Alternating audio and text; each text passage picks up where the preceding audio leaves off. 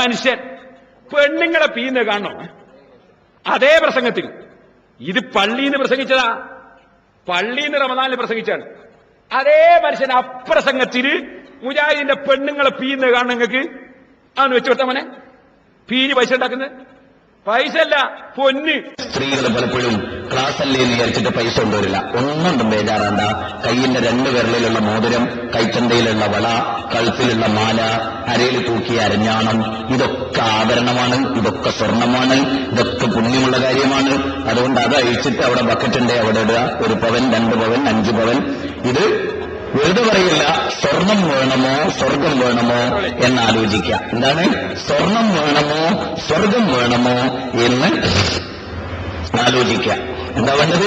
സ്വർണം വേണമോ സ്വർഗം വേണമോ എന്നാലോചിക്കുക. എന്നിട്ട് കേട്ടോ, ഖലീൽ തങ്ങൾ സലാത്തി ചൊല്ലിയിട്ട് പിരിവെടുക്കുമ്പോ ഞങ്ങളൊക്കെ എടുക്കാറുണ്ട് പിരിവ്. ജനങ്ങളെ നമുക്ക് അള്ളാനോട് ദ്വാരക്ക, സ്വർഗം തരാനും നിങ്ങൾക്ക് നിയമത്ത് തരാനും രോഗമാനൊക്കെ ദ്വാരക്കാന്നേ പറയുള്ളൂ. ഇവർ ഓഫറാ. മൗലവി പറയാ സ്വർഗം വേണോ സ്വർണം വേണോ? മൂപ്പരെ ഏൽപ്പിച്ചാൽ ഇത് കൊടുക്കാനേ. സ്വർഗം കൊടുക്കാൻ ഏൽപ്പിച്ച മൗലവി സ്വർഗം വേണോ സ്വർണം വേണോ? 5 പവന് അരഞ്ഞാണോ എല്ലാം ബക്കറ്റിലും കിട്ടോളി. ഇയാളാ പറയുന്നത് അതേ പ്രസംഗത്തിൽ. നിങ്ങളൊന്ന് ആലോചിച്ച് നോക്ക്. ഇനി ഒന്നും കൂടി കേട്ടോളി. ഇയാൾ എന്നെ പറയുന്നത് വലിയ പൈസയാണെങ്കിൽ എന്റെ അഡ്രസ് വാങ്ങിയിട്ട് എനിക്ക് അയച്ചു തന്നാ മതി. അതൊന്ന് കേട്ടോളി.